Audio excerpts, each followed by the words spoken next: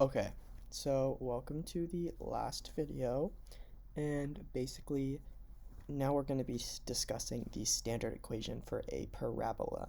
So basically, the standard form of the equation of a parabola with the vertex hk is right here. So basically, I'm not going to read all of that because that's a waste of time, but you can just see the equation, and basically the h and k values are the center point.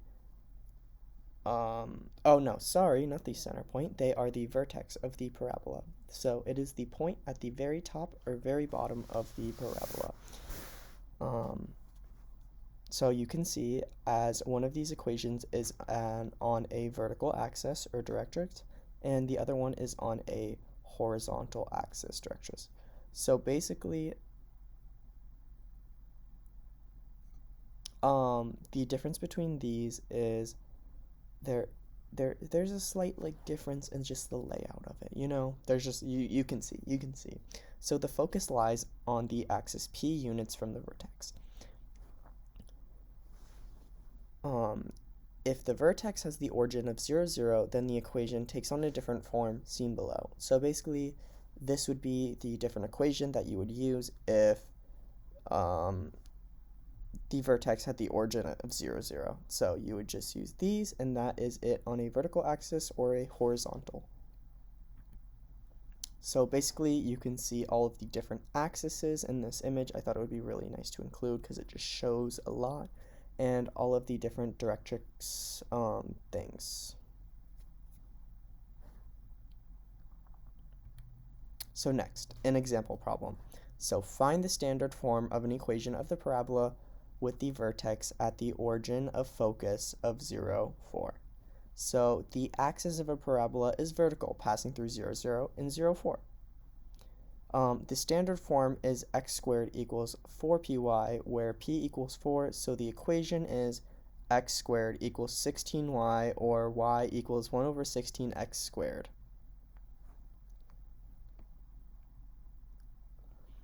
So now we're going to get into a property of parabolas, which is the reflective property. A line segment that passes through the focus of the parabola and has endpoints on the parabola is called the focal chord. The specific focal chord perpendicular to the axis of the parabola is called the latus rectum. The tangent line to a parabola at the point P makes equal angles with the following two lines. So as you can see in the image, it just displays all of that. So how does this relate to real life, right? Like, why is this necessary? Like, why is this necessary for our lives? And why do we need to know what this is? Because I feel like half the time I'm in math class, no offense, Miss Fastanilla, but I feel like half the time it's not going to apply, but then I do some research and I'm like, oh, this is actually necessary. So how does this apply to real life?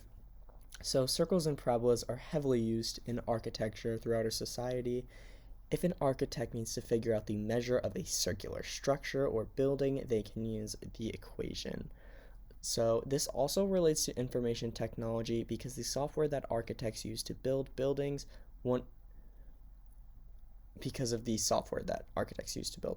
So basically, the architects use software to configure different buildings that can be circular, it can be parabola shape.